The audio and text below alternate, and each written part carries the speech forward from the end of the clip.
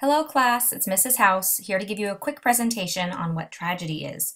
I'm fully aware that this is not your first lesson on tragedy, as you all read Romeo and Juliet last year, but I thought a quick review session wouldn't hurt. I'm hoping this will take no more than 5 minutes of your time. We'll start by asking what exactly a tragedy is. And if I knew how to go to the next slide, I would do that. Okay, here we go. Tragedy actually first gets introduced to us a very long time ago. You can see there Aristotle living during 330 BC. He wrote a really famous book called the Poetics, and there's a lot of things today that relate back to his work then, and when you go to college, you'll be probably reading about him in a philosophy or critical thinking or speaking class of some sort. But in any case, you can see here he gave a rather lengthy definition of what tragedy is. But some keywords I kind of want to focus on are things like several kinds being found in the separate parts of the play.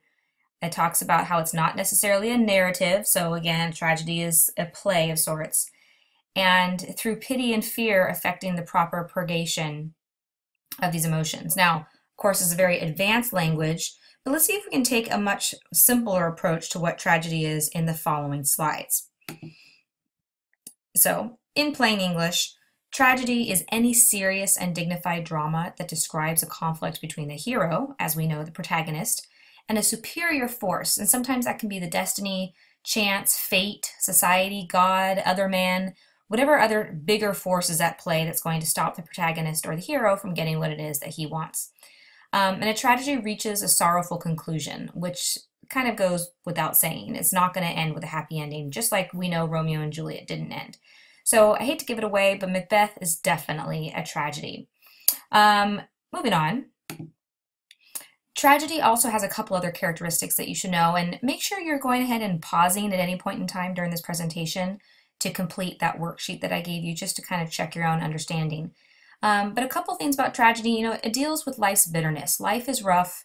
Life is full of defeat, and tragedy has a way of showcasing that truth about the human experience. It involves the fall of a great man from glory to utter defeat, disgrace, and death. So think back to other tragedies or other stories you've read that end in sorrow, and how there usually has to be some sort of great man involved, because if there isn't, then the horrible thing that happens in the end to him, it doesn't seem all that, well, tragic, right? So keep it in mind that most tragedies will have that particular figure. In Macbeth, I will share with you that, like the title suggests, the tragedy of Macbeth, Macbeth does end up being our tragic figure. But I'll be giving you a lesson further along in the unit about tragic heroes. For now, let's just focus on tragedy. Tragedy, thirdly, also includes the suffering, largely both physical and psychological. So it's not just violence and blood and guts, although I will say Macbeth is one of the goriest plays you're ever going to read. It is also mental and psychological, so the internal conflict that these characters, especially the tragic character, experiences is key to understanding whether or not something is a tragedy. So we have these 5 characteristics of a tragedy in at least Shakespearean time. We have a tragic hero, a tragic flaw, a reversal of fortune, usually having to do with the tragic hero or the tragic flaw, catharsis, so there's your scholar word for the week, and finally a restoration of social order. So the rest of this presentation is going to be spent quickly going over what these 5 elements are, just so you understand what tragedy is a little bit more about, maybe a little bit more than you knew from last year. So firstly, like the previous slide suggested, there is a tragic hero needed in a tragedy. And it's someone we usually look up to, someone superior, someone like this previous slide right here talks about. Is usually a great man of glory who faces utter defeat and disgrace. And I talked a little bit about why that's needed earlier. And so we identify with him, and it's, quote unquote, tragic that this horrible thing happens to them, hence adding to the tragedy of the overall play. Secondly, there is an element of tragic flaw, and it usually is part of the hero's characteristic. So the hero is nearly perfect, but notice that word is underlined. They're not quite perfect. There is a flaw. Think about Achilles in Greek tragedies and how he was perfect except for that one point in his heel. And as we know from history and the stories tell us, that is what he actually dies from. An arrow into his heel during the Trojan War.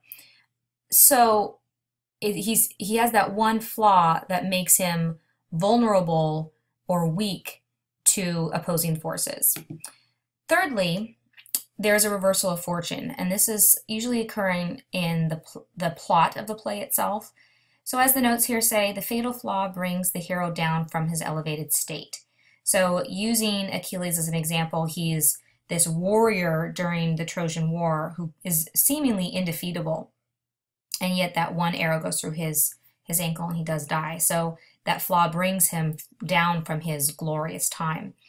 In Renaissance audiences, and remember, Shakespeare wrote during the Renaissance in the Elizabethan era, these audiences were very familiar with this whole wheel of fortune, what goes up must come down, and it was very much so a part of their understanding of how the world kind of works. So this would definitely fit with Shakespearean's audience. Fourth is catharsis, and by definition, and of course, I'm sure many of you will go and Google this and learn more about it.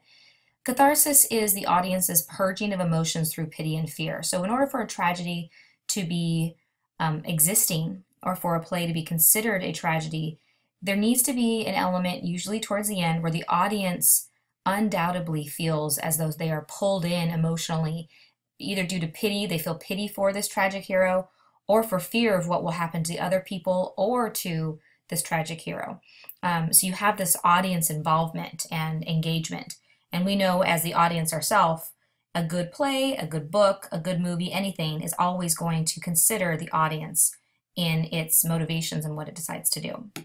And last but not least, the fifth characteristic of a tragedy is that it restores social order. So despite all these horrible things that happen, the play cannot end until the society is once again at peace.